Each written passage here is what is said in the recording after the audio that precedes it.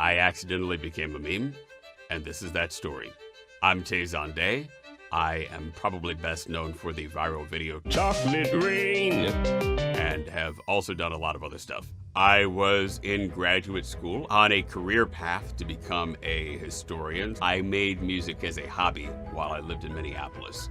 I got tired of dragging equipment to open mics in the middle of the winter in Minneapolis where it's very cold. YouTube came along and I said, hey, why don't I start filming music in my living room and putting it on this YouTube thing? And it ended up being bigger than I expected.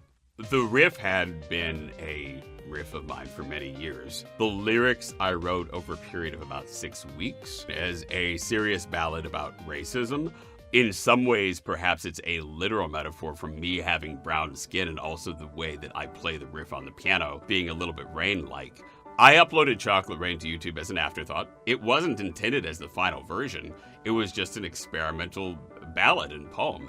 It did not blow up immediately. Someone eventually posted it on dig.com. Someone saw it there. They posted it on 4chan. I would say it became viral largely in part because I had a voice-body mismatch. You know, I look like Bruno Mars, I sound like Barry White, I move like Mr. Bean, and a lot of 4chan's audience saw me as a potential patron saint, as sort of like, oh, this is a nerd. He's totally not self-aware, and he's being big and loud, and this is like perfect. And it started to go massively viral. I did the worst satellite interview ever on CNN. I had no experience in public relations. It's an awkward nerd plucked out of his living room. And everybody, 3 of the 4 major labels at the time, want to sign me as an artist. Everyone is contacting me to sing at their kid's bar mitzvah, at their corporate party. I just kind of said yes, and I didn't know what yes meant necessarily. The Dr. Pepper video is a fun video. Some people criticize it in some ways. Everybody did that. You know, Michael Jackson used his songs in major sponsorships, Lionel Richie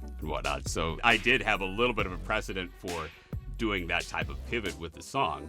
People who work at ad agencies, they'll tell me that video was in a case study that I read in college. And I'm like, oh, I didn't know that was in a marketing case study. I have been very lucky to pursue a career in entertainment, both acting, voice work, narration, and other things that stemmed from that viral moment of Chocolate Rain. Why wasn't the world ready in 2007 for a serious message about racism that perhaps it was ready for in 2020? In 2007, YouTube was not considered mainstream. New things would become viral in a novelty economy. Around 2012, recommendation engines started to show people what they wanted to see on the internet. It sort of supercharged the ability of people to fall off onto their own islands of their own prejudices and biases and live in a reality distortion field. So there was a sort of lag time where anti-racism and progressive thought had to mobilize itself against that onslaught.